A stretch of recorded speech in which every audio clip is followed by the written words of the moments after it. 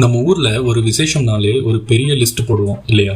இப்போ அந்த வேலையை ஜெமினி ஏஐ கிட்டேயே விட்டுறலாம். ஏன்னா கூகுள் கீப் இப்போ ஜெமினியோட செம்மையா சிங்க் ஆகிடுச்சு. நமக்கு இருக்கிற மிகப்பெரிய கஷ்டமே அந்த பிளாக் பேஜ் சிண்ட்ரோம் தான். ஒரு பிளான் போடணும்னா எங்க ஆரம்பிக்கிறதுன்னு தெரியாம இருப்போம்.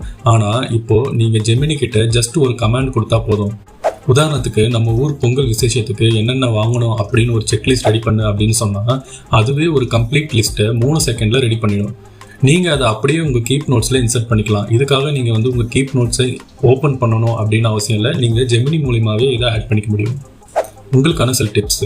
கடைக்கு போகிறதுக்கு முன்னாடி create a grocery list for making sambar, இல்லைனா நீங்கள் பிரியாணி செய்ய போறீங்கன்னா பிரியாணி அப்படின்னு போட்டுட்டு நீங்கள் கமெண்ட் கொடுத்தீங்கன்னா ஒரு ஐட்டம் கூட மிஸ் ஆகாமல் லிஸ்ட்டு ரெடி ஆகிடும். இப்போ நீங்கள் ட்ராவல் பிளான் ஒன்று போடுறீங்க அப்படின்னா ஊட்டிக்கு 3 நாள் ட்ரிப் போக என்னென்ன பேக் பண்ணணும் அப்படின்னு கேட்டால் கிளைமேட்டுக்கு ஏற்ற மாதிரி ஒரு லிஸ்ட்டை அதுவே ரெடி பண்ணி கொடுத்துரும்.